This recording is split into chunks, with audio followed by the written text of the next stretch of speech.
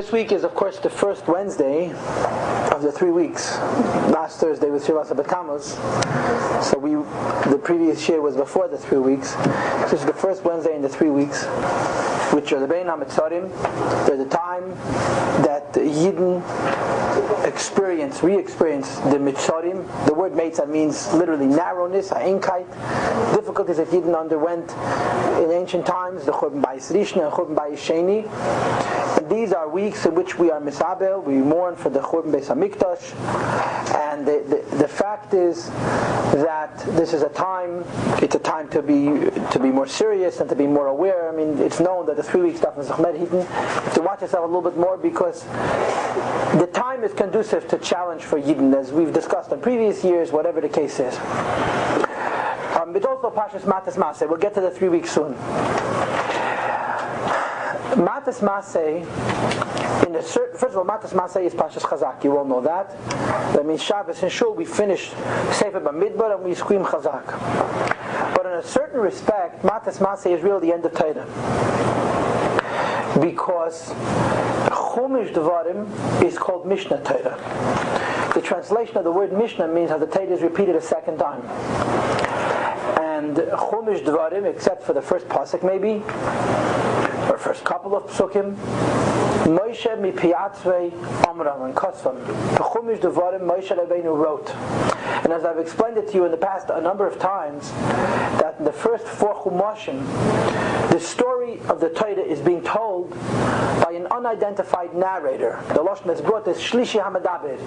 There's somebody speaking, the one speaking remains unidentified, and this Shlishi Hamadaber, this individual, this entity that's telling the story of the Torah, speaks about different individuals, such as Hashem and Moshe. Vayedaber Hashem and Moshe Leimer. Hashem said to Moshe. Who is saying Vayedaber Hashem and Moshe?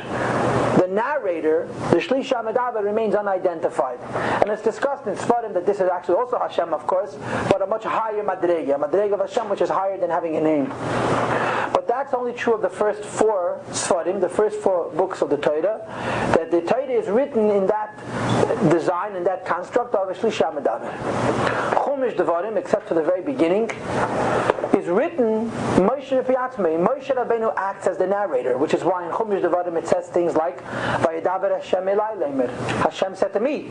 Moshe is the one speaking, and Hashem said to me, or I told you, or I said to Hashem. The entire Chumash Devarim is written in a different way. And it's Moshe Rabbeinu wrote it on his own. That's what it says in Chazal. And of course, it doesn't mean Moshe Rabbeinu made it up and wrote it on his own, because then it wouldn't be Torah. Torah is Hashem's. It means Chumash Devarim also comes from Hashem. There's no question about it. But it came through Moshe Rabbeinu. Right? The expression that's used in Chazal is Shechina midaberes miterch greinei shel Moshe. In other words, when Moshe spoke the first 4 Chumashim, Moshe Rabbeinu also spoke the first 4 Chumashim, when he wrote them down. Moshe was like a mashpech. What is a mashpech? Mashpech is a funnel. When water passes through a funnel, the funnel has no effect on the water at all. It just passes through. A funnel is just a cup with a hole at the bottom, so it just passes right through. When Moshe Rabbeinu spoke the first 4 Chumashim, he was like a mashpech.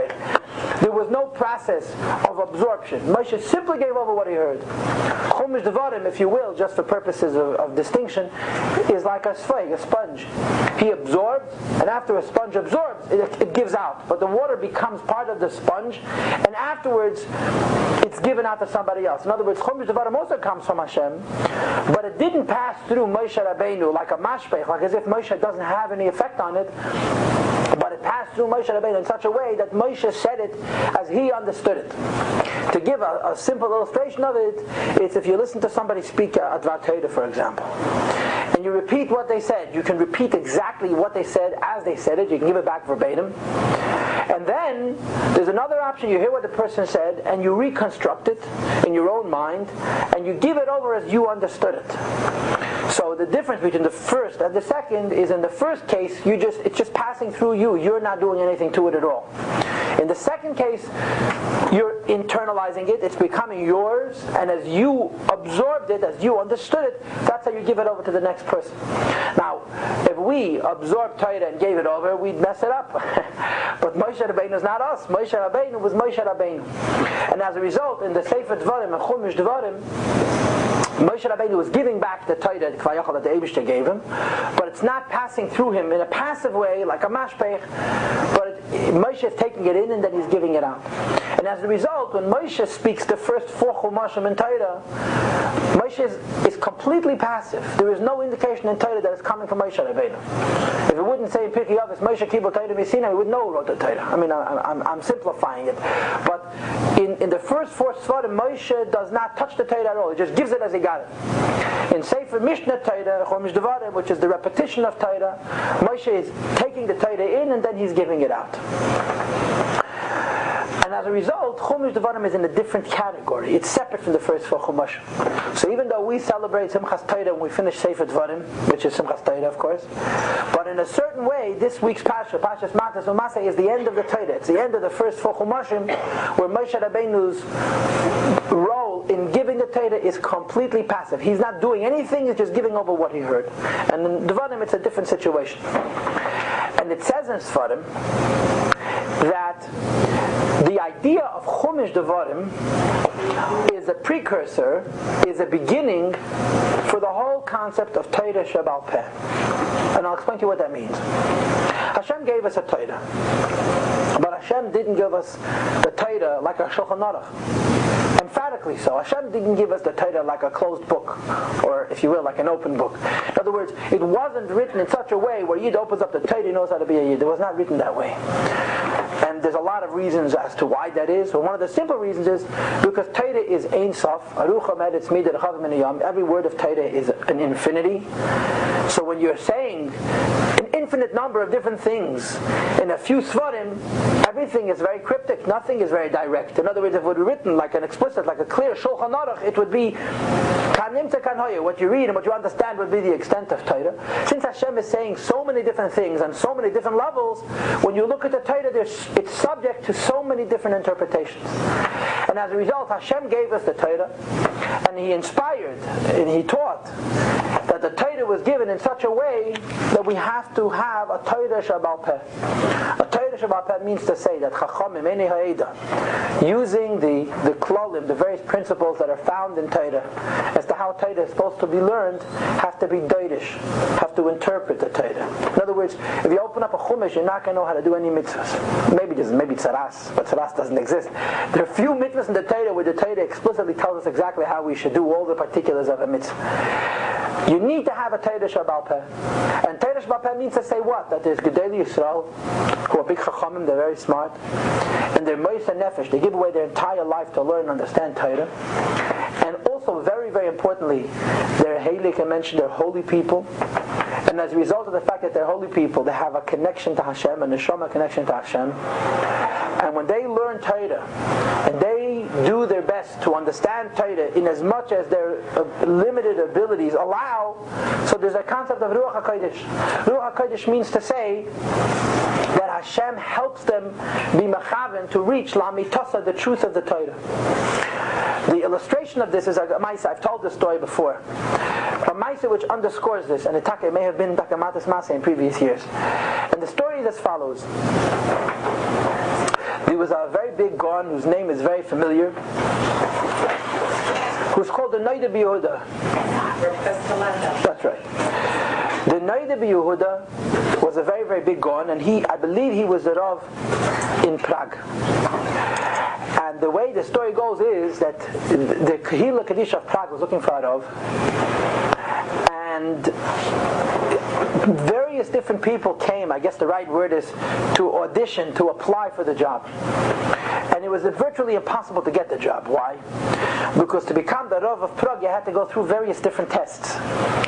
In Prague itself, there were a number of hundred of Go'inim, a few hundred giants in Torah, and none of them wanted the position of Rabbanis.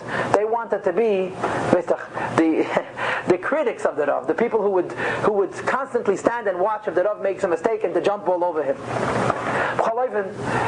Every person who came to accept the position of Rabbanis in Prague had to be cross-examined by these Go'inim that they asked him questions, and if he made one mistake, he was unqualified. And it was impossible for a human being not to make a mistake. And one Rav, all the greatest Go'inim in Europe came to try and apply for this job, this position of Rabbanis in Prague, and everybody was sent home. And there were a number of different aspects to the test, but this was one of them. When the Neider Yehuda came to Prague, they asked him questions, and eventually, he was a big gon. I mean, Neider Yehuda was a very big gon, but it was lo yimol. They eventually caught him.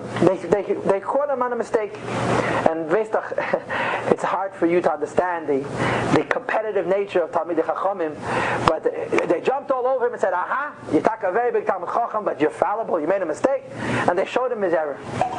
So the Neider Yehuda said like this. He said, "If I made a mistake, then it must be that this question that was asked was theoretical and not actual." What does that mean? That when they asked him questions, some of the questions were real shilas. People came to the Rav with shilas, and instead of the Rav answering it, or whoever it was, the Dayan, the Bezdin, they brought it to the potential Rav, to the zukünftige Rav, to the Neider Yehuda. Some of the questions, however, were created just to make life difficult for him. They created hypothetical questions and he had to answer them. So he says to them, if I made a mistake, it's for sure that this is a hypothetical question. It's a question that was fabricated by these Chachamim, Talmidei Chachamim, and it's not an actual question. And he explained why. He says, when we pass Shailas, how do we know that we're mechaven lamitas hashal Torah, that we have the truth of the Torah? We can't. We're people. We're simple people. The answer is that we have Sayata Deshmaya, Hashem helps us. That when the Rav learns Torah to the best of his abilities, and he's interested in the truth of the Torah, and he paskins a shaila, kafira, eis eni achacham, based on how he understands, Hashem helps him to be machaven to the truth of the Torah. He says, if a person comes and asks me a question, if it's a real question, Hashem helps me paskin correctly. If it's a hypothetical question, it's just what they call Yad Torah v'Yad, that Hashem doesn't have to help me. So if I made a mistake, it's for sure a theoretical question, it's not an actual question. And Kach Avet, that was talking the truth, that particular question was not a real question, it was a created question, and they got the job. He got the Rabbonos in Prague because of this tshuva, because of the mistake he made and the way he observed it. That's how we appreciate and believe in the amitas and the truth of Torah Shebal Peh. The Torah Shebal Peh is takeh. The creation of Bnei Adam, of Basar Adams, but not just ordinary people, Gedolei Eilam, Tzaddikim, and so on and so forth. But the reason we honor their words is because we have Amunah Shleima that when they paskin a shayla and halacha, it's not their words, but it's the words of Hashem Yisbarach. And there are many, many stories that illustrate, underscore this point. I'm just going to share one more. It's a Gavaldik Maaseh. The third Chabad Rebbe, the Tzemach Tzedek, and I told the story here also before, was a very famous posek, And Lubavitch, where he was the Rebbe, also had a Rav. It was pretty difficult to be a Rav in Lubavitch, because you're a Rav in Lubavitch and there's the Rebbe, and what kind of position can you have if you're in the shadow of the Rebbe, who's a giant? The story is that one time a woman was walking by the chutzah, the hoif of the Rebbe's, and the Rebbe looks out the window, he sees a lady walking by holding a chicken, and he calls her, and he asks her, where are you going? He says, I'm coming from the Rav. Why do you go to the Rav? I had a shayla on the chicken. Can I see the shayla? So she shows him the shayla. What did the Rav say? She said, the Rav said, whatever he said, let's say kosher. Okay, the Rav said kosher is kosher. So he calls the Rav. And the Rav comes in, and the Tzemach Tzedek is sitting with his sons, who were all big goyim, and he starts to ask the Rav kashas on his psak din. And the Rav was no match for the Tzemach Tzedek. There was no way that the Tzemach Tzedek, that this Rav could at all compete with the Tzemach Tzedek. They weren't in the same league. And he argued with him, and the Rav sees he's losing. He has no way out. So he says, I am the Rav of Lubavitch, and I paskin whatever it was. Let's say it was kosher, and I paskin kosher. And he walked away. In other words, he couldn't win the argument, so he just said, I have Perach HaTorah, and I paskin kosher. When he walked out of the room, the Tzemach Tzedek opened up Shulchan Aruch, and he showed his children that it says exactly like he paskin in Shulchan Aruch, like the Rav paskin. And he says, what means to the Rav would give us from Beit Heitiv? This Rav knew about this psak, then he didn't. But when a Rav paskins a shayla, and he's interested in Amitas Shal Torah, the truth of Torah, Hashem puts words in his mouth and helps that he should be mechaven to the truth of Torah. One more little story, which is a Gavaldik Maaseh. Again, these are stories I've told in the past, it's worth repeating. The Shach, Reb Shapsi Kohen, was a very famous Gaon, and he's Machaber of one of the Pirushim on the Shulchan Aruch, and the Shulchan Aruch, the Beis Beis Yosef. He was a very, very big Gaon, and he had a difficult life. You may be familiar. He lived in the time of Tachvatat. His wife had passed away. His daughter is the famous Bas Hashach, the adopted princess. He passed away at 41, but in those 41 years, he accomplished what people don't accomplish in 410 years. He was a very big Gaon, and he was a prolific Pesach, and he wrote all kinds of Sfarim. But he had a difficult life. He was constantly schlepping from one place to another. It happened once that he came into a certain city and he settled down. And after being there for a while, he had a sichsoch, he had a disagreement with somebody about business. What do you do when you have a machlokes with somebody else about business? You go to the Rav. Comes to the Rav, and he was not yet well known in this community. They didn't realize who he was. And the Rav has a din Torah between a Yid and the Shach, the Rav Shapsi Kohen. And the din Torah begins, and the Rav paskins not like the Shach. So the Shach starts to argue with him, and there was no way this Rav could argue with the Shach. The Shach is a Gadol B'Yisrael. I mean, you know what it means? He's one of the Mefarshim. I'm the Shulchan Aruch. Kol Beis Yisrael Nishan Allah. Every Jew in the world, Shilas, and yet a day you do what says in the Shach. I mean, there's a Shach and there's a Taz, but he's from the greatest Goyim of the last hundreds and hundreds of years. And this Rav could not argue with the Shach. A kid said, they argue, the Rav sees he can't win. He says to the Shach, listen, ich kenn euch nicht. Und ihr kennt mich besser lernen. Aber es nicht leicht, angedruckt geworden nach Sefer. Und der Sefer heißt, Sifsei Koyen. Und der Sefer steht, Kach v'Kach. He says, I don't know what to tell you. You're a bigger lump than I can't argue with you. But recently I just bought a new Sefer, published by a Gaon who lives today. And the name of the Sefer Sifsei Koyen, that this Shach himself wrote. And he paskins exactly like I paskin. The Shach HaChabit van Gab, it's true. He wrote in his Sefer Halacha one way, but now that it came to his money, hat verstanden anders. So that was the end of the argument. The point is, the Shach was a big Talmid Chacham, but when he learned Torah and he paskin the Shaila Lamitasa, Hadei go off and he paskin the truth of Torah. The moment it was negate to him, so even a person like the Shach, the point is, this is why Torah Sheba'al Peh is as much the word of Hashem Mamish as Torah Shebiksav, because it isn't the goyness of this person or that person or the other person. It's the notion that when a Yid learns Torah, the Mesidus Nefesh, and he wants to know the truth, so when it comes to matters of Halacha, Hashem helps him, gives him Pasha the Ruach HaKodesh, that he should write the truth and not even realize that he's writing the truth. But the reason I went into this is because the Nesinas Koyach, the beginning, the first concept of Torah Sheba'al Peh is Chumash Devarim. Chumash Devarim is not Torah Sheba'al Peh. Chumash Devarim is Tanakh. There's Chavdalat Sfarim of Tanakh, there's 24 Sfarim of Tanakh, and you probably know that Beruch Nisan Yarim, this is Chavdalat Kishutim, right? There's 24 different kinds of Kishutim, of jewelry that the Kala wears, and corresponding to the Chavdalat Kishutim Kala, I mentioned this to you in the previous week, I think, there's Chavdalat Matnes Kahuna, a Kohen gets 24 Matanis, and the Torah has Chavdalat Sfarim, 24 Sfarim, the number 24 is B'diuk, and certainly Chumash Devarim is the fifth Sefer of the Chavdalat Sefer Kodesh. So Chumash Devarim is a part of Torah Shebiksav. But in Torah Shebiksav itself, it's the Torah Sheba'al Peh of Torah Shebiksav. In other words, in the world of Moshe Rabbeinu, this was the equivalent to Torah Sheba'al Peh. That although it's the word of Hashem Mamish, it's Nevuah, it's not Ruach HaKodesh, it's Nevuah. But compared to the other four Sfarim, the Chumash Devarim is what Moshe Rabbeinu wrote rather than what Hashem simply told him to write. Again, as I said earlier, the expression, the Chazal, is Moshe mi piyatz ma'yamri. Moshe Rabbeinu wrote it on his own. And you could say, Hastis, that by Moshe Rabbeinu writing Chumash Devarim, he gave a koyach for all Yidden, and all future generations, they should also be able to write Sfarim. In other words, since Moshe Rabbeinu, Moshe Kibul Torah Misinai, Moshe got the Torah from Hashem directly, and he brought it down and he gave it to Yidden, that since in Torah Moshe itself, you already have a notion of Torah Sheba'al Peh, where Moshe writes something, this gives a koyach to Yidden and all future generations that they should also, so to speak, give something back to the Torah.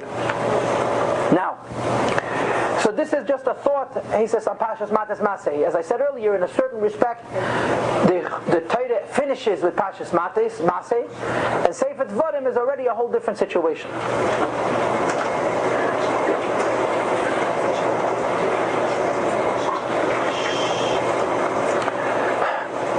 mentioning this, or why am I delving into it?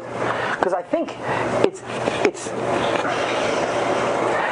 I think that there's a great hashgacha pratis in the fact that we always read Matos, Masei, and Devarim in the 3 weeks. These pashas, Matos, Masei, and Devarim are always in the 3 weeks.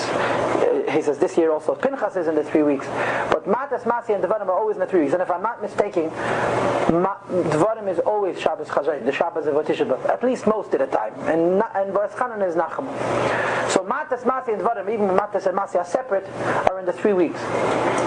And perhaps the insight is this, because the 3 weeks, of course, are a difficult time, and they're connected to the Churban Beis HaMikdash. One of the effects that happened as a result of Churban Beis HaMikdash is the idea of Torah Sheba'al Peh. The Churban Beis HaMikdash is really a precursor to the formation of Torah Sheba'al Peh. And I'm going to explain this. Torah Sheba'al Peh comes from Moshe Rabbeinu. When Moshe came down from Har Sinai, Hashem gave him the Chumash, Torah Sheba'al and the Klolim that were the basis for all the different levels of learning Torah Sheba'al Peh. It's all Mipi Sinai. Every word of Torah comes from the Eibishter, from Moshe Rabbeinu at Sinai. But the Yidden living in the time of the first Beis HaMikdash did not have, I guess the right word, for lack of words, organized Torah Sheba'al Peh. What does that mean? Every Rav, every Navi in his generation, if you came to him and you asked him a question in Halacha, he looked in the Sefer Torah, he looked in the Chumash, and he used the klolim on which Torah Sheba'al Peh is based, right? Like you say, the Siddur in the morning, Mekal V'Chaimeh, Megzeh Shaveh, so on and so forth, and he passed in the Shaila. You came to a Navi or a Rav in the next generation, again we're talking in terms of Bayis Rishon, and you asked him a Shaila, he didn't ask you what did the Rav say in the previous generation, or what state the Shulchan Aruch. Remember, Devarim Sheba'al Peh Yatara Shalakais from Biksav. In the time of the first Beis HaMikdash, you were not allowed to write down any halachas, except for the Sefer Torah and then the Sfarim of the Nevi'im. You were not allowed. Torah Sheba'al Peh was not allowed to be written down. And like it says in Mishnayos, that when Rabbeinu HaKadosh wrote the Mishnah, which is after the Churban of the second Beis HaMikdash, he learned it from a pasuk, Eis la seis la Hashem, Hey Feidu Seir Secha. That when Rebbe wrote the Mishnah down, which is what is it? Much more than 1,500 years after Matan Torah, he was violating a mitzvah in Torah. And Torah says he's not allowed to write down Torah Sheba'al Peh. And why did he write it down? Because he saw that Torah is going to be forgotten. So he broke this law in the Torah to preserve the entirety of the Torah. Eis Lasis La Hashem, there's a time to do for Hashem Yisbarach. Hey Feidu, that requires to break Torah Secha, the Torah itself. And just to give you another example of this point, there's a concept in Hilchos Shabbos that Chalei Lol of Shabbos Achas Kedei Shishma Shabbos is Harbi. Shabbos is one of the most serious mitzvahs in the Torah, and desecrating the Shabbos is one of the worst avedas in Torah. But for Shabbos, Pekuach Nefesh is Doiches Shabbos. If a person's life is in danger, there's no Shabbos, and the reason is Pashut. Chalei Lol of Shabbos Achas, make vochadik, make chulin, make ordinary one Shabbos. Kedei Shishma Shabbos is Harbi. That Shabbos should be preserved. This Yid should have an opportunity to do many Shabbos afterwards. But in any event, there was no such thing as written Torah Sheba'al Peh. So in the times of the first Beis HaMikdash, he came to a Rav, and I keep saying a Navi because the Naviim Taka were the Rabbanim also. Not through Nevuah, but they were the same people. You asked him a question, he opened up a Sefer Torah, he took out the klolim of Torah Sheba'al Peh, which he knew when he passed in the Shaila. After Churban Bayis Rishon, as we've discussed this in the past also, and the Torah Sheba'al was completed, so there were two things that occurred. First, there were the Seifrim, and the Gemara says that they were called Seifrim, that they were Seifrim Eiseha Shal Torah. That means they completed, they were Chosem the Tanakh. And then some of the same people who had been Seifrim became the Anshe Knesset HaGedolah. Anshe Knesset HaGedolah is the beginning of what we call formal Torah Sheba'al Peh. What was Anshe Knesset HaGedolah? They were 120 men who got together and they created a new musik. It's not a new musik, it comes from Moshe Rabbeinu. But they implemented it. And that is that when a Rabbanim get together, a Bezdin gets together, and they pass a Shaila, all Yidden are bound by that psak din, and there's no longer this notion you go to a different Rav and you get a different psak.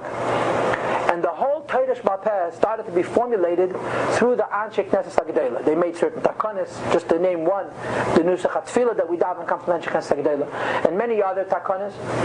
And what they did is they created a system where not in every generation are you going to paskin the same shalos over again. That the Rabbanim dealt with certain questions in Torah, and they paskined these questions, and they passed on Baal Peh and a Masei to their students what they had already paskined, and the students didn't ask the same questions as the Rebbe, they asked different questions. Now there are ways that you can reopen a shaila that was already paskined in the previous generation, but it's a very difficult thing to do. You have to be gadol b'chachma b'minyan. In other words, for a later bezdin to re-examine a psak din from an earlier bezdin is right for napashat azach. It's not so simple. And they, so to speak, bound Yidden in the construct of Torah Sheba'al Peh. Yid can't come along today and say, I don't agree with the Rebbe or Hillel. I have a different pshat in the Mishnah. It doesn't work that way. And the beginning of this, so to speak,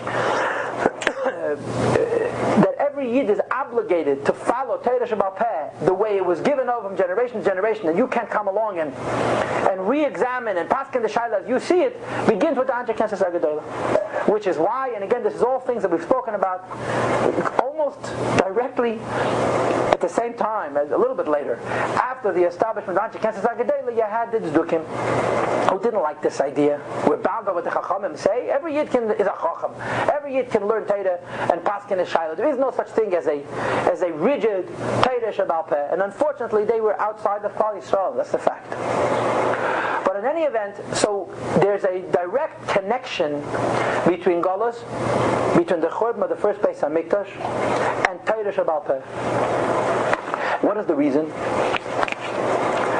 The reason is because in the time of the first Beis HaMikdash, the world was a holier place.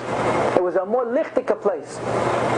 And a Yid who lived in the times of the first Beis HaMikdash was on a higher madreg. The simplest proof for this is the fact that in the time of the first Beis HaMikdash there was such a prevalence of nevuah. After the Churban Beis HaMikdash, right, there was no longer nevuah. In the time of the second Beis HaMikdash there was also no nevuah. Right, the time between the first and second there was still some neviim left, but in the second Beis HaMikdash there was no longer any nevuah, which is why it says that the time between the first and second Beis HaMikdash is considered higher than the second Beis HaMikdash itself, even though there was a Churban. So in the time of the first Beis HaMikdash was a lot of lichtigkeit. It was a heilige welt. It was a holy world. And in a world which is holy, where Yidden are more edel, and Yidden are on a higher level, you don't need to, so to speak, fix the Torah Sheba'al Peh. A Yid could learn Torah and paskin a shalah for himself, and he will know, he will have a shaykhs to the amitis of the Torah, to the truth of the Torah. I didn't hear this directly from the Rebbe, but I heard from somebody who doesn't make up stories, that the Rebbe once said by a Fabrengen, that in the time of the first Beis HaMikdash, a Yid opened up a Sefer Torah, and he paskined a shaila like you and I open up a Shulchan Aruch. You open up a Shulchan Aruch. What's a Shulchan Aruch? It's a very well structured sefer, which was written in such a way that you should be able to find what you're looking for. Chumash is not a Shulchan Aruch. Chumash was lenitna divrei chatuchen. I mentioned it before. Torah is by design very vague and obscure and subject to multiple interpretation. In the time of the first Beis HaMikdash, Yid had enough kedusha. He was holy enough that he opened up a sefer Torah. He looked inside, and he was able to paskin a shaila poshut from a sefer Torah itself. Try opening up a sefer Torah paskening a shaila. You're not even going to find what you're looking for, let alone know how you're supposed to. Just give you an example. Where does it say in Torah you're supposed to put up a mezuzah?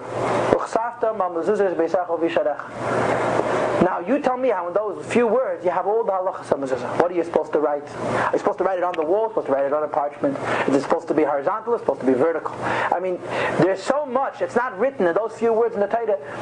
You and I would never know how to write a mezuzah. In the time of the first Beis HaMikdash, the world was a holier world. It was a lichtige welt. And because it was it was an illuminated world and a holy world, and Yidden were much more sensitive to Kedusha, a Yid opened up a Sefer Torah, you know what a paskin a shaila. The Churban Beis HaMikdash brought along with itself a lessening of this lichtigkeit. The world is a dark place. And as a result, if you open up a Sefer Torah, you're not going to have a clue what to do. So the Chachamim said, now is the time to, so to speak, formulate and to harden, to make stronger and more permanent the Torah Sheba'al Peh. So Torah Sheba'al Peh has a direct correlation, a to the Churban Habayis. And one more thing, and it's not just one more thing, it's a very, very critical thing about the Torah Sheba'al Peh, is that when you look in Torah Sheba'al Peh, you have two different things. The first thing is that the Chachamim, Paskin Shailas, you and I don't ask every Friday night, how do you make Kiddush? You look at Shulchan Aruch. Somebody had to make that decision, how you make Kiddush. But once the decision how to make Kiddush was made thousands of years ago, we all do it that way. That's the first thing that they did in Torah Sheba'al Peh, but they also did something else. And that is the Gzeiros and the Siyagim. The Chachamim made what we call in Pirkei Avos Asu Siyag La Torah. Torah Sheba'al Peh is full of fences. There are so many things. It's mamish ein mispar. You can't count how many things that we do today and we don't know. And thank God we don't know, because if we knew, we'd sometimes get smart and Pesach. We don't even know anymore that the Chachamim made as a Gezeira, as a decree, and the purpose for this Gezeira was Asu Siyag La Torah, to create a fence around the Torah. In other words, the Chachamim of Torah Sheba'al Peh recognized that since there was a Churban Beis HaMikdash, and the consequence of the Churban Beis HaMikdash is that there is less holiness in the world, if you tell a Yid just do the mitzvahs, it's conceivable that the Rahman al-Tan Yid will cut corners. So what do? You add a fringe, you add an extra gzeira, an extra chumrah, an extra fence to guard that if God forbid a Yid is going to cut something, he won't cut the mitzvah itself or cut the gzeira that Rabbanan. It's a gzeira that guards against chas v'shalom, the Torah itself being compromised. And this is a part of Yiddishkeit, and the Chachamim added these gezeiras. And again, you would be surprised beyond your wildest imagination if you discovered what aspects of how we live our lives is the minat Torah, and what aspects of we live our lives are not only midat Rabbanan, but they're gzeiras the Rabbanan. In other words, it's not how the Rabbanan are telling you pshat in the Torah, but the Rabbanan added a fence to guard against the Torah itself. Now here's what's important. When the Chachamim come along and add a fence to the Torah, years ago, I was in a home of a couple, a frum couple, a Balchuva couple, who had started a shul in their home in a totally non-frum community. And there was a family sitting by the table who were conservative. And we were having a discussion about something, and I even remember what it was about. It was about the idea that during the week, you don't leave a knife on the table when you bench. Take it on Shabbos, it's okay, then we can take it off. But Chagadov and the woman says to me, it's only a minig. It's only a minig. In other words, they're very, the frumkeit in Zeh Bashtet, chas v'shalom, lo yisesef. It's only a minig. And I didn't answer her properly, and to this day I regret. But it's only a minig. Minig is so Torah. When Yidden establish a minig, and this minig is brought in Shulchan Aruch, that minig is holy. You know what that means, that minig is holy? Hashem said you should do kach v'kach. Hashem said that during the week you're not allowed to have a knife on the table when you bench, and that on Shabbos it's okay.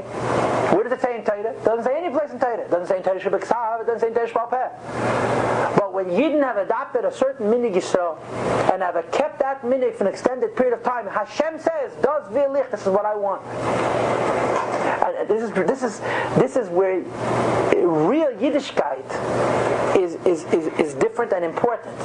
The idea that even though it came from a person, it doesn't come from Hashem, but this person was inspired by Hashem Yisbarach to come up with this idea. V'haraya, it survived for so many generations, and it was niskava b'kol tfutzas Yisrael. All Yidden accepted this minig and so on. And as the issue that we're discussing is the Gezeiros. In the time of the second Beis HaMikdash, the Chachamim interpreted the Torah. Okay, the Chachamim have that authority. It says in Torah, it says in Chumash, you're supposed to listen to the Chachamim. I once mentioned this to you, that there's a Rambam. But the Rambam asks a question. You light candles Friday afternoon. Yeah, you see Asher Kedishanu b'mitzvaysa v'tzivonu lahad l'kneir shel Shabbos Kodesh. I don't know the different nischayos. Hashem never ever said to light Shabbos candles. Asher Kedishanu b'mitzvaysa v'tzivonu lahad l'kneir Shabbos Kodesh is not true. Shabbos candles is from the 7 mitzvahs that are Rabbanan, and it comes from Shlomo HaMelech. So how do we say Asher Kedishanu b'mitzvaysa v'tzivonu lahad l'kneir Shabbos Kodesh? And the same is true when you read the Megillah. Asher Kedishanu b'mitzvaysa v'tzivonu al Mikra Megillah is not true. Or Lahad L'Knei Chanukah, or L'Kriyas HaHalel. There are 7 mitzvahs that are Rabbanan, right? That's not true. What's the answer to the question? The answer to the question is that Hashem told us to do what the Chachamim tell us. And that's a mitzvah. So when the Chachamim say to light Shabbos candles, Hashem said to light Shabbos candles. Even though it doesn't say in the Torah, and therefore when a Yid or a Yidinah lights a candle Friday afternoon and she says, Hashem told her to light those candles, even though it doesn't say any place in the Torah. And it's true also, and this is what I was trying to, so to speak, underscore, when it comes to the Gzeiros. When the Chachamim come along and they put up a fence and say, no, it's not enough that you shouldn't eat this. Don't eat this also as a Gezeira, as a fence. That's not a good idea. That's not what they call a chumrah. That's Torah Misina. It's what Hashem wants. And from the time that the Chachamim established this Gezeira, Hashem says it's not good. And as I've illustrated this before, I don't have time to get into it. If a Yid Chas v'Shalom eats something which minatayda is kosher, and the Chachamim said it's treif b'tzad the Gezeira, all of the spiritual tumah associated with eating non-kosher applies. In the Torah it's kosher, but the Torah gave the koyach to the Chachamim. And when the Chachamim paskin treif, it's not only treif because we want to be sure, spiritually it's treif. I'll tell you the story quickly. The Tzemach Tzedek, also the same Tzemach Tzedek with the same Rav and Lubavitch, it never got Ashren and Leben. The Tzemach Tzedek used to give him a hard time. There was a Masei, also a lady with a chicken, and she comes to the Tzemach Tzedek. Tzemach Tzedek says, where are you coming from? I'm coming from the Rav. What did the Rav say? The Rav said treif. So the Tzemach Tzedek calls the Rav, and he shows the Rav that it's kosher. So the Rav says to the Tzemach Tzedek, okay, I'll change my psak and I'll say kosher. So the Tzemach Tzedek says it's too spät. So kosher Rav mit a treif stempel. The Tzemach Tzedek, in addition to being a Rav, was also a Rebbe, and he had Ruach HaKodesh. He says, this bird, it's technically kosher, it's spiritually treif, and if Chas v'Shalom, somebody would eat it, it would have all those effects that treif has. It's metam to memoyach and so on. That's the koyach of the Chachamim. And this is what happened in the time of the second Beis HaMikdash. They added hundreds and thousands of gzeiros and syagim. And these gzeiros and syagim are what we call Torah Sheba'al Peh, and they come from Hashem. So this is the idea. It's Bein HaMitzarim. It's the 3 weeks. And in the 3 weeks, always, we go from Matos Masei into Devarim. And again, the thought that I'm sharing is that in a very refined way, on a higher level, the difference between Matos Masei and Devarim is Torah Shebiksav to Torah Sheba'al Peh. Because Chumash Devarim is in the Chumash itself, the Torah Sheba'al Peh of the Chumash. It's Moshe Mepiyat Tzvei Kosvei. And it's a very precise hashgacha pratis. It would seem that in the 3 weeks we read these parshas because the 3 weeks brings back the Churban, and as a result of the Churban, the contribution of Torah Sheba'al Peh was added, and the contribution of Torah Sheba'al Peh is all of these gzeiros and chumas which we keep because there's less lichtigkeit in the world. In the time of the first Beis HaMikdash, the world was a holier place, a more illuminated place. A Yid didn't need to have all of these chumrahs. You could be a frumited without them. Now we need these chumrahs, or we need to know these chumrahs are the us now in their Torah, and they're not stam as a chumas which could play with. This is what Hashem wants. What's the upside of all this? What's the freiliche side of this discussion? So I'll give you a little bit more background. The Gemara says, it's a very strange Gemara.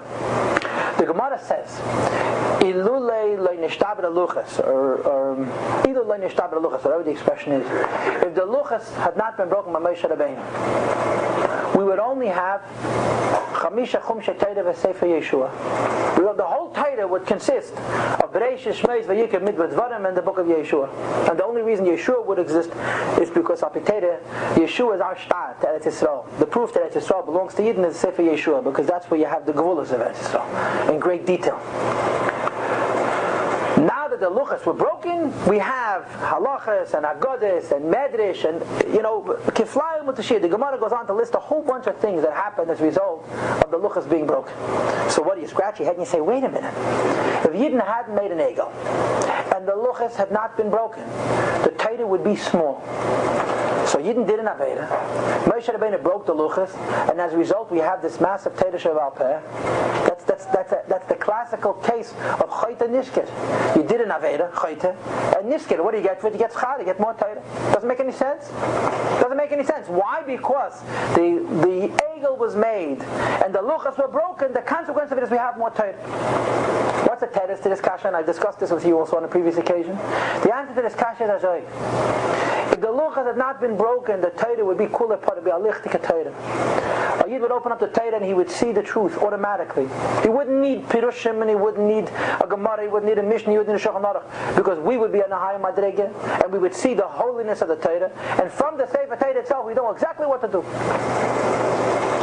So when the Gemara says that because the luchos were broken we got more Torah, it's not only we got more Torah, we need more Torah. If the luchos had not been broken, it would have been sufficient to have just chamisha chumshe Torah. The reason we need to have as much Torah as we have is dafka because the luchos were broken. And by the way, there's a connection between this and the Churban Beis HaMikdash. So because there's less holiness in the world, you need to have more Torah to understand the truth of the Torah. So again, so what are we saying? Torah Shabbal Peh, with the beginning of which is Mishnah Torah's Chumash Devarim. The Indian of Torah Shabbal Peh is that when there's less lichtigkeit, less holiness in the world, you need to have more Torah. And right there, what's the malyusa? What's the positive side? What's the favorable side of it? So the answer to this question is as follows. There's a mashal, and I believe I'm giving you this mashal. There's a mashal to illustrate the difference between Torah Shebiksav and Torah Shabbal Peh. And the mashal is as follows. Or you could say there's various different ways this mashal is used. We'll use Torah Shebiksav and Torah Shabbal Peh. Two people walk into a room that's pitch black, absolutely dark. They see nothing. But there's a difference between the two. One has matches, or in modern times a flashlight, and the other doesn't. So the one who has matches strikes the match and he sees everything that's happening and it's lichtig. The one without the matches has to tap his way around the room. And he has to tap and he has to tap and he has to tap until he bumps into something and he discovers that it's a chair. Taps and he touches something else and discovers that it's a table, a piece of furniture. He's trying to find his way out of the room. He taps something and he feels an opening. It turns out to be a window. He taps something else, turns out to be a door which is locked. Until finally he finds an opening and he goes out. So one person switched on the light, struck a match and saw the clarity, everything that's happening in the room, so they were able to walk out of the room. The other is in the dark, so he has to grope and grapple and touch his way until he finds his way out of the room. This is the difference between a lichtig Torah and a Torah which is not lichtig. A Torah where there's light in the Torah and a Torah where there isn't light. In the time of the first Beis HaMikdash, before the Churban, and this is what the Gemara is saying, if not for the Shviras HaLuchas, the Luchas hadn't been broken. You'd open up the Torah and it's lichtig. Lichtig means you see the holiness of Hashem in the Torah, and if you see the holiness of Hashem in the Torah, you don't need a Torah Shabbal Peh. You know yourself what to do. You look at Sefer Torah and you do it. When it's dark, you have to tap and tap and tap and grope and struggle and grapple until you find the truth of the Torah. And that's the taich Torah Shabbal Peh. That's the taich Torah Shabbal Peh. That there is not as much light, there is not as much holiness, and therefore you need to have more Torah, more struggle. The Chacham have to sit in the heart of it, and the Torah to come and tell us what we need to do and how we need to do it, because there's so much darkness or there's such a lack of light that we need to be told down to the tedious details how we have to serve Hashem, and it has to be dafka like this, not like that. But there is a flip side to it. And the flip side to it, let's illustrate it with a mashal again, is the difference taka between a seeing person and a blind person. We all know the difference. A person who sees has a much simpler life than a person who unfortunately doesn't see, for obvious reasons. A person who sees has clarity. When they walk into a room, they see everything at once. When they walk into a situation, they observe the entirety of the situation. A blind person doesn't know if something is unless he touches it or he hears it. But there's an interesting side to a blind person that a seeing person doesn't have, and that is, take a piece of wood, take anything, and give it to two people, a person who sees and a person who doesn't see. And blindfold them. The person who sees shouldn't see. And say, here, touch these two items and tell me what you're touching. The fact is that a blind person has such sensitive hands. His hands are mamish his eyes. He will appreciate subtlety, einzelheit, detail in what he touches, which is shalei be'erech, which is incomparably truer and deeper than the person who's accustomed to using his eyes. Because when you see things, and things are simple things are pashtastic, you don't have to work as hard. And there's a fact of life which is undeniable. Nobody's going to work harder than they have to. It's a physical principle, and it's even a potato. You don't work harder than you have to. So if you see, you don't grope, you don't struggle if you don't have to. Why do you have to struggle if it's lichtig? The blind person who doesn't see has to struggle to find the truth, but he notices detail, he notices nuance, he notices a depth, particulars that the seeing person would never notice. And what is the nimshal of this? The nimshal of this is as follows. There is no doubt that Chas v'Shalom, the Head Mechurban Beis HaMikdash, will give it a lichtige Welt, will be a world full of light. And it's a much richer life, and it's a much richer Torah when it's light, when you see. When you open up a Sefer Torah, you know how to pass. But the advantage of Torah Shabbal Peh is dafke the fact that the Chachamim Taka didn't see, and they had to tap, they had to touch, they had to grapple and grope. As a result of this, they noticed detail in the Torah that wasn't noticed when the lights were on. In other words, the Chachamim of the Torah Shabbal Peh, because it was a dark time, it wasn't lichtig, it wasn't light, were first forced to examine the Torah with a different kind of a tool. They had to use their hands rather than their eyes, so to speak. And as a result, they noticed subtlety, edelkeit in the Torah, which Yidden who lived in a time when all you had to do was look and you'll see clearly, didn't know. Which explains an interesting concept in Torah. And that is, that although Torah Shabbal Peh comes because of darkness, you don't need Torah Shabbal Peh if it's light. Torah Shabbal Peh is considered higher than Torah Shebiksav itself. Torah Shabbal Peh is higher than Torah Shebiksav. There's a lot of places where this is illustrated. In Gemara, you have two expressions. One expression is Chaviv in Divrei Sefer Yosem Divrei Torah, that Hashem says He likes the Torah Shabbal Peh more than Torah Shebiksav. And the other expression is Chamurim Divrei Torah, Divrei Sefer Yosem Divrei Torah. Chomer, it's more strict. Why? This comes from Hashem, this comes from Chachamim. Because when the Chacham is in the darkness, and because he doesn't see, he has to harder, he has to work harder, he comes to a certain level of amitis, of truth of Torah, that you don't have if you simply see, if it's clear. And as a result, the Churban Beis HaMikdash brought about a terrible calamity. The Churban Beis HaMikdash is a terrible thing. And the calamity of the Churban Beis HaMikdash is that it's dark, and because it's dark we don't see, and we need to have so much more Torah, so much more detail in Torah to tell us how we live our lives. The flip side of it is that as a result of this darkness, we're forced to examine the Torah in a way that if it would be lichtig, we would never reach this level of subtlety, this level of depth in Torah. Now, it sounds like I'm spending, 45 minutes talking about how wonderful Gullus is. Das nicht unser Eisig. Right? Especially not in the 3 weeks, especially not now. We're waiting for Mashiach to come mamish now. But at the same time, this is also emes. This is also true. That the Gullus and the challenges of Gullus forced Yidden to delve more deeply into the Torah than they otherwise would have delved. And in Avodas Hashem terms, to delve more deeply into themselves than they otherwise would have delved. Just like we know, for example, that a Baal Tshuva is on a higher level than a tzaddik. Why is a Baal Tshuva on a higher level than a tzaddik? Because he's in the dark, a tzaddik is in the light. But in any event, this is also why we say that the 3 weeks are machlal all Yiddish tzaddis. Don't just go away when Mashiach comes. When Mashiach comes, the 3 weeks become Yemei Yom Tov. There'll be 3 weeks of Yom Tov. And Tisha will be a big Yom Tov. And Shivas B'Tammuz will be a big Yom Tov. Why? What's there to celebrate? Something bad happened on a particular day. Okay? So we have to fast.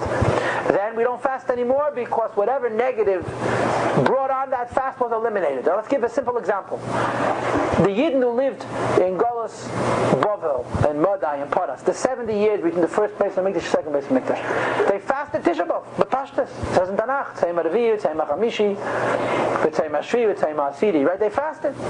Then the second Beis HaMikdash was built, and they stopped fasting, and they made a Yom Tov. It wasn't enough that you don't fast Tisha B'Av has to become a Yom Tov. Why? What's there to celebrate? Something bad happened, it was corrected, so the bad is no longer present, so we don't fast, but why does it become a Yom Tov? And the answer is that in hindsight, when you look back, you realize that the bottom line, Hashem is not just punishing us. Hashem is correcting us, He's being masaking us.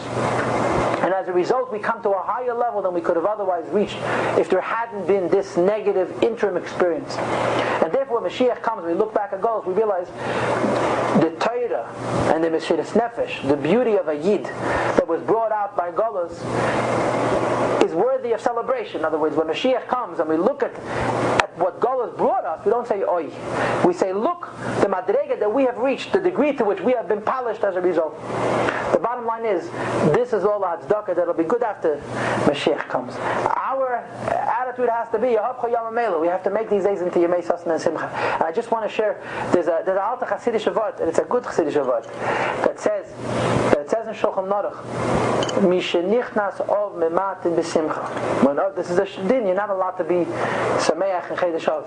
So there's a Chassidish attached, Mishenichnas ov mematin, ov comes, and you want to take away the avelis of ov, it's b'simcha.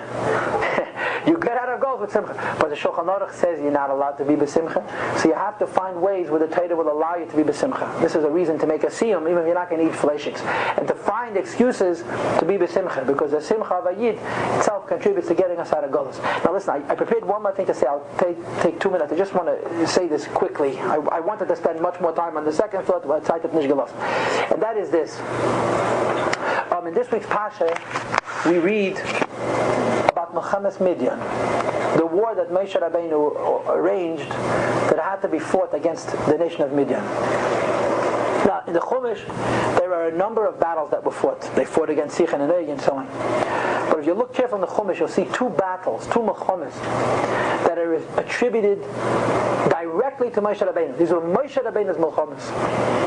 And they are Milchemes Amalek, in Parashat B'Shalach, the war which was fought with Amalek, that it says in the Chumash, the expression that Moshe Rabbeinu told Yeshua, B'char lonu anoshim. Moshe says to Yeshua, go and select for us people, lonu anoshim. So Rashi says, what's lonu anoshim? Moshe didn't go to war, Yeshua went to war. He said, B'char l'cho anoshim. And the answer is, they had to be Anshe Moshe. To go and fight against Amalek, you couldn't be just a soldier. You had to be Moshe Rabbeinu's soldier. And as Rashi says, Levatel Kshafim, the Amalekim were very involved in Kishiv, and in order to be able to deal with Amalek, you needed to be special. So the war against Amalek had to be fought by Moshe Rabbeinu. And also in this week's Pasha, the battle against Midyan had to be fought Dafke by Moshe Rabbeinu. Like it says in Chumash, Hashem says to Moshe,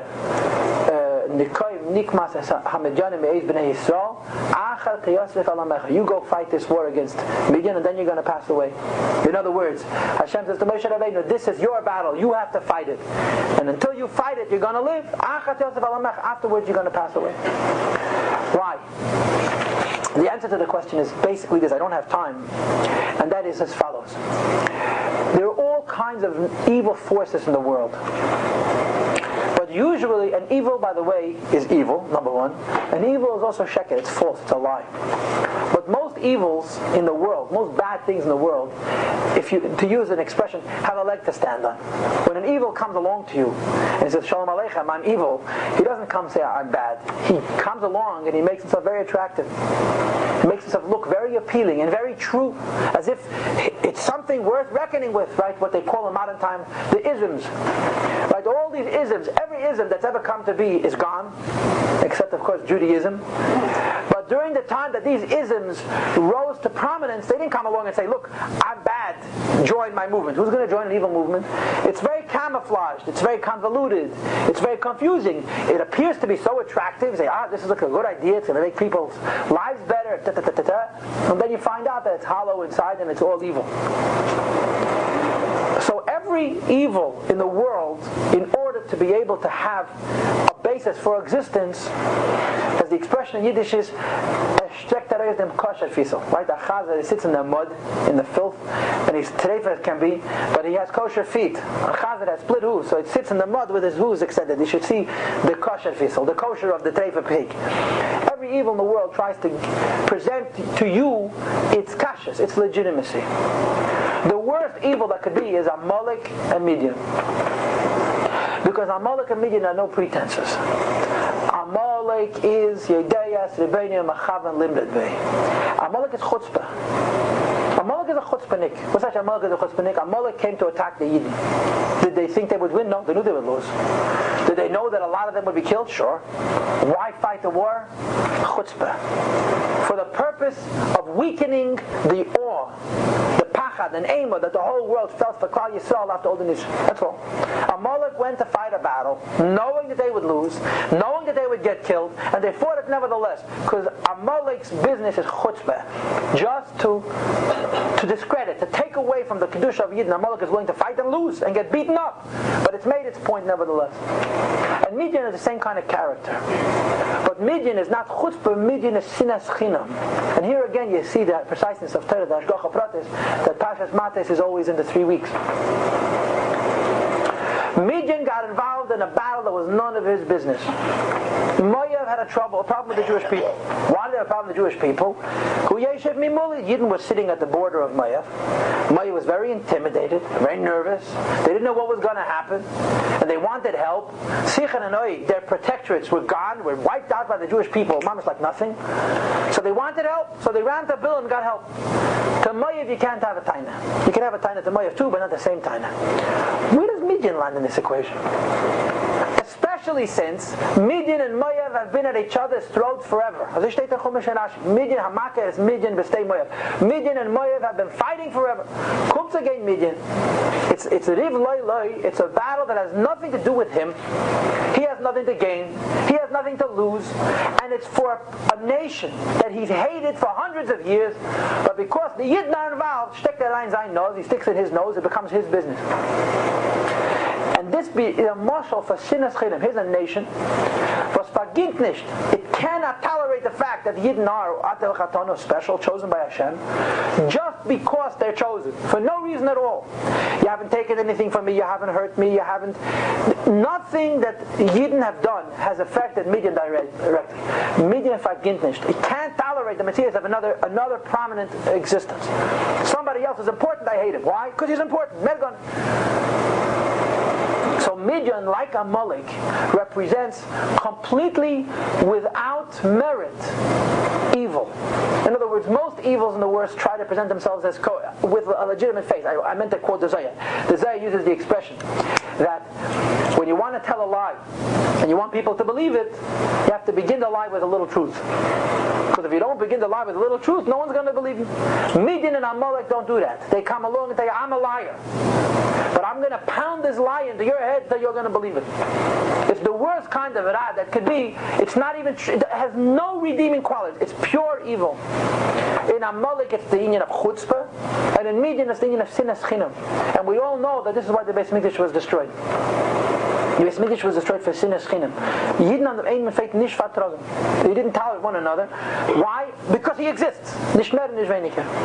Unfortunately, Yidden have a weakness in this area, and the Hezbollah Pashtas is because the Yetzer Hara knows that this is, Mashiach's coming is conditional on Ahavas Chinam, on the antidote, on the reversal of Sinas Chinam. And this is why such a Metzias could exist. But Midyan is considered the worst kind of evil that can be. And the only way to deal with Midyan is Moshe Rabbeinu himself. And this is why Moshe Rabbeinu had to fight this battle. Because when somebody comes to you and tells you something which is not good, but they tell you something which is not good for a reason, you could say, give a different reason. Somebody comes to you with something which is unholy, but this lack of holiness has its own merits. You can negotiate. You can say, you say like this, I say like this. But if something is raw and pure bad, there's nothing good about it, as is sinas chinam. Sinas chinam is a very difficult thing.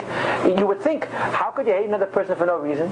But unfortunately, the tendency of people for kina and tachlis, kina means jealousy, and tachlis means competitiveness, lends to not liking another person for no reason, mamish for no reason. And this is the basis for the Chum Beis HaMikdash. The way to defeat sinas chinam is with Moshe Rabbeinu's koyach himself. What's Moshe Rabbeinu? Moshe Rabbeinu's inyan is v'nachnu mo. V'nachnu mo is taich. Moshe Rabbeinu says, I am completely nothing. It's in Pashas Koyach. V'nachnu mo means, I am nothing. Moshe Rabbeinu was Moshe Rabbeinu. He was the leader of Klal Yisrael, and he was the greatest honor who ever lived. When he viewed himself, himself, he viewed a Metzias which has absolutely no merit. Nothing good about him. I'll tell you a story, I'm keeping you, but you'll forgive me. The Alter Rebbe, the Mechaber of the Sefer Tanya, wrote in Tanya, Perek Lamed, which is a difficult Perek to learn, that a person is supposed to be humble compared to everybody. What's that supposed to be humble of course of everybody? That even a Rasha Gomur, even the biggest Rasha, you have to find a way of seeing that he's better than you. It's a whole discussion. In Tanya, you can learn it yourself.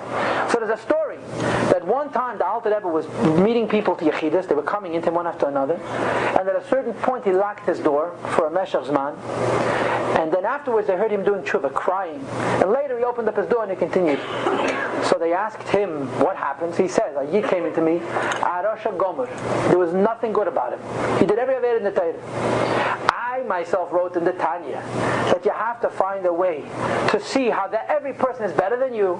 So I sat down and I meditated to find a way in which this person, this Rasha is better than me. He says,